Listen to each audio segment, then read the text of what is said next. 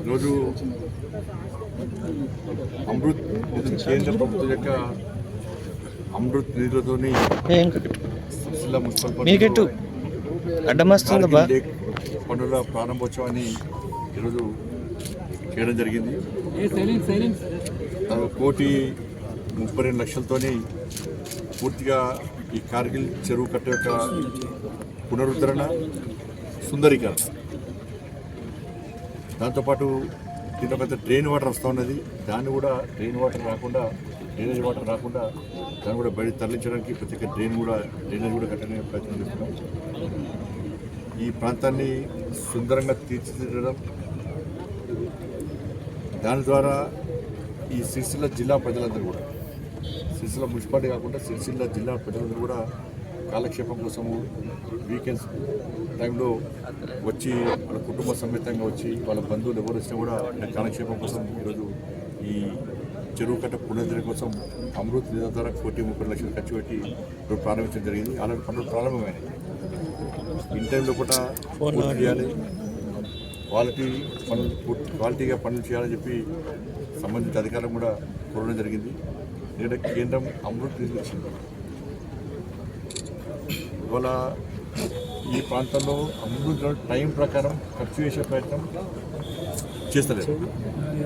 దీని ద్వారా నిధులు తిరిగి వాపసు అయ్యే ప్రమాదం ఏర్పడింది.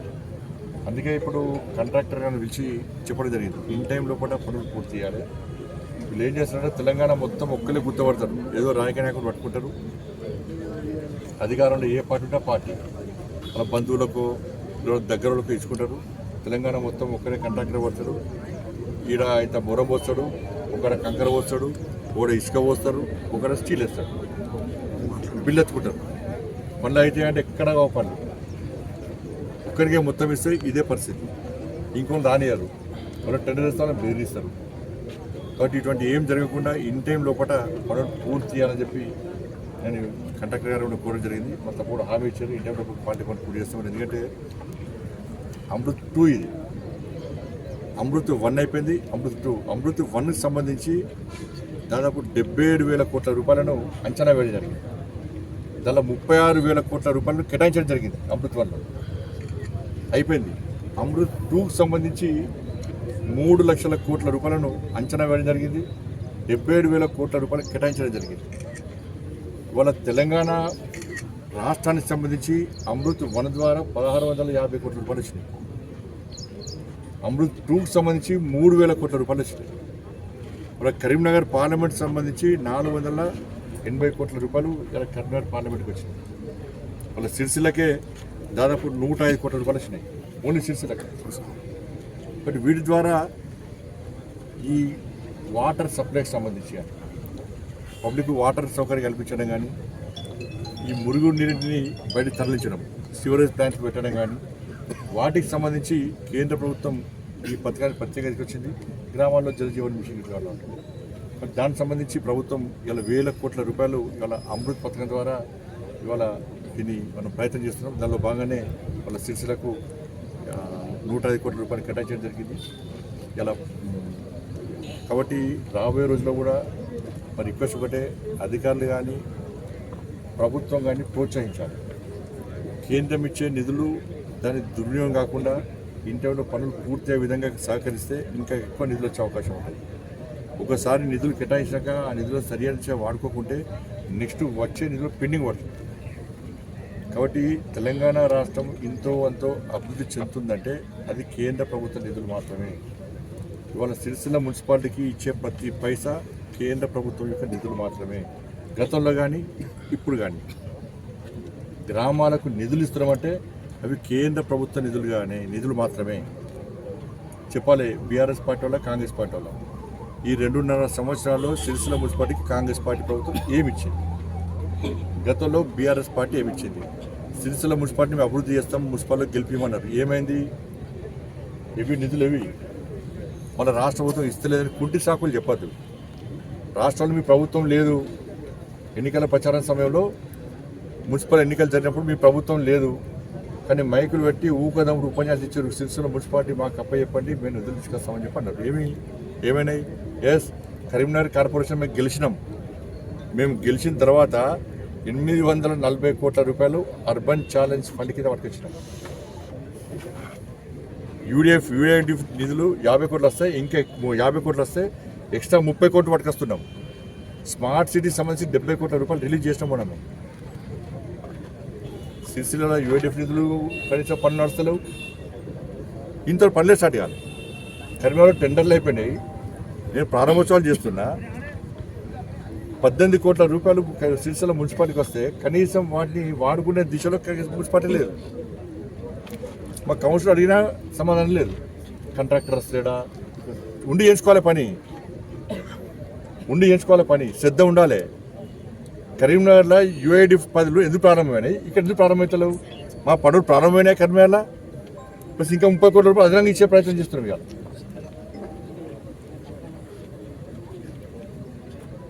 ఇవాళ నిధులు వచ్చినాయి కేంద్ర ప్రభుత్వాన్ని, అంతమంది నిధులు వచ్చినాయి కేంద్ర ప్రభుత్వాన్ని. ఇంకా ఘోరమైన విషయం అంటే, ఇంపార్టెంట్ విషయం ఏంటంటే, కేంద్ర ప్రభుత్వం ప్రత్యేకంగా ఇవాళ అమృత్ పైసలు వచ్చినాయి. ఇవాళ లేక్లకు చెరువుల పునరుద్ధరణ కానీ, డ్రైనేజ్ సివరేజ్ ప్లాంట్ ఏర్పాటు చేయడం కానీ, డ్రింకింగ్ వాటర్ సంబంధించి ఇలా అమృత్ అనే పథకానికి నిధులు కేటాయించాం. ఇట్లాగనే 15th ఫైనాన్స్ ఎంత మూర్ఖతం, గత ప్రభుత్వం కానీ ఈ ప్రభుత్వం కానీ సర్పంచ్లను కానీ చైర్మన్లను కానీ ఎట్లా వేధిస్తున్నారంటే, 15th ఫైనాన్స్ నిధులు గ్రామాల అభివృద్ధి కోసం, అభివృద్ధి పనుల కోసం మాత్రమే 15th ఫైనాన్స్ నిధులు కేంద్ర ప్రభుత్వం కేటాయించింది. ఇవాళ రాష్ట్ర ప్రభుత్వం ఏమి బెదిరిస్తున్నది? లేదు సర్పంచ్లు కానీ వీళ్ళందరూ కానీ కరెంటు బిల్లు కట్టాలి, వాళ్ళ శాలరీస్ ఇవ్వాలి, పాత పెండింగ్ బకాయిలు చెల్లించాలి, లేబర్ శానిటేషన్ లేబర్ జీతాలు ఇవ్వాలి. వీటి కోసం అయితే కేంద్ర ప్రభుత్వం, నేను మళ్ళీ చెప్తున్నా, రాష్ట్ర ప్రభుత్వం నేను డిమాండ్ చేస్తున్నా, 15th ఫైనాన్స్ నిధులు ఇట్లా. నేను మళ్ళీ బండి సంజయ్ ఇట్లా మాట్లాడాడు అట్లా మాట్లాడాను అనుకున్నా, నాకేమి ఇబ్బంది లేదు. కేంద్ర ప్రభుత్వము ఏ పథకానికి నిధులు ఇస్తే దానికి మాత్రమే వాడాల్సిన బాధ్యత రాష్ట్ర ప్రభుత్వం మీద ఉంది. 15th ఫైనాన్స్ నిధులు గ్రామాల అభివృద్ధి కోసం మాత్రమే, అభివృద్ధి పనుల కోసం మాత్రమే వాడండి. లేకుంటే కేంద్ర ప్రభుత్వం లేఖ నేను రాస్తే వచ్చే నిధులు అవుతాయి. అధికారం రాకముందు మేము అప్పులు తీరుస్తాం, మేము అభివృద్ధి చేస్తామని రాష్ట్రం ఏడవే. మరి 15th ఫైనాన్స్ నిధులు సర్పంచ్లకు రూపాయి అయిపోతుంది. మీరు పాత సర్పంచ్లు అప్పుల పాలయ్యారు, ఈ సర్పంచ్లకు ఒక పైసా అయిపోతుంది. కేంద్రం ఇచ్చిన నిధులు మనం డైవర్ట్ చేస్తుంటే సర్పంచ్ ఎట్లా పని చేయాలి? తట్ట మొరం పోయలేని పరిస్థితి సర్పంచ్లో ఉన్నది. అది ఏ పార్టీ సర్పంచ్ అయినా కానీ తట్ట మొరం పోయలేని పరిస్థితి, శానిటేషన్ సిబ్బంది జీతాలు ఇవ్వలేని పరిస్థితి, కరెంటు బిల్లులు చెల్లిన దాని ప్రత్యేకంగా నిధులు కేటాయించాలి రాష్ట్ర ప్రభుత్వం.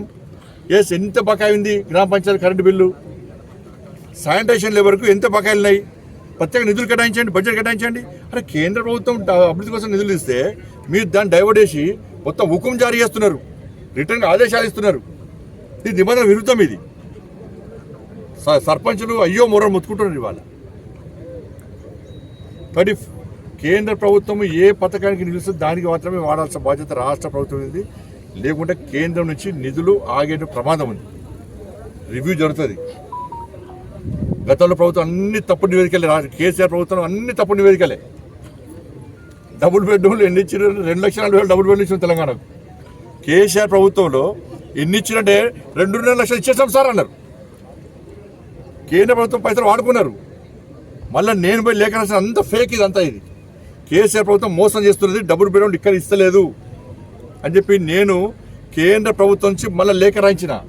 ఏమని రాయించిన? 2,40,000 ఇండ్లు కేటాయిస్తే మీరు అన్ని ఇచ్చినట్టున్నారు కదా, ఆ బెనిఫిషియర్స్ లిస్ట్ ఇవ్వమని రాసిన నేను. కథ అయిపోయి కథ బెనిఫిషియర్స్ 2,40,000 లిస్ట్ ఇవ్వండి, లిస్ట్ లేదు. కాబట్టి 15th ఫైనాన్స్ నిధులను డైవర్ట్ అయ్యేదని చెప్పి నేను రాష్ట్ర ప్రభుత్వాన్ని డిమాండ్ చేస్తాను.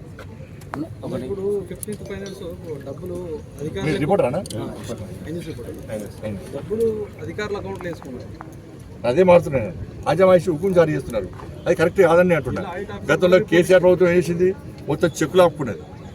ఈ ప్రభుత్వం ఏమో అధికారం చెలాయించుకుని అధికారులకు అది పెత్తనం ఇచ్చి సర్పంచులు మొత్తం సర్పంచ్ వ్యవస్థను నిర్వహణ చేస్తుంది. అన్న ఒకటి ఫుడ్ ఇన్స్పెక్టర్ సంబంధించి సిరిసిల్లలో చాలా వరకు ఇన్సిడెంట్ జరిగింది. పానీపూరి జరిగింది. చూస్తాను కలెక్టర్తో మాట్లాడతాను. నిన్న కూడా రెస్టారెంట్ లో కూడా కలెక్టర్తో మాట్లాడతా దాని సీరియస్ యాక్షన్ ఉంటుంది. సార్ ఆ ఫుడ్ ఇన్స్పెక్టర్ రిపోర్టర్ల మీద కేసులు ఇస్తా ఉంటుంది సార్. మా అనుష మేడం నేను మాట్లాడాను ఇప్పుడు లీగల్ గా పోతా అని చెప్పి మాట్లాడాను. కొంచెం ముందు చెప్తే కలెక్టర్తో మాట్లాడాను. మొన్న ఫుడ్ పాయిజన్ అయినప్పుడు ఏది చాట్ ఇది. అవును సార్. అప్పుడు నేనే కలెక్టర్తో మాట్లాడినా. అది వాళ్ళు చూసిన చెప్పినా ఇది కూడా మీరు నా దృష్టి తీసుకొచ్చిన వాటి కంపల్సరీ సీరియస్గా వెంటనే కూర్చొని మాట్లాడుతున్నాను. ఆమె అసలు స్పందించడం లేదు సార్. లీగల్ నోటీస్ పంపిస్తాను. సిరిసిల్ల తూనికల కొలతల అధికారుడు ఎక్కడ ఉన్నాడో తెలియదు. లీగల్ గురించి పెద్ద కొత్తనానే లేదు సార్, పెరుగుతుంది ఆమె కూడా. లీగల్ నోటీస్ మీకు అవార్డు రివార్డు.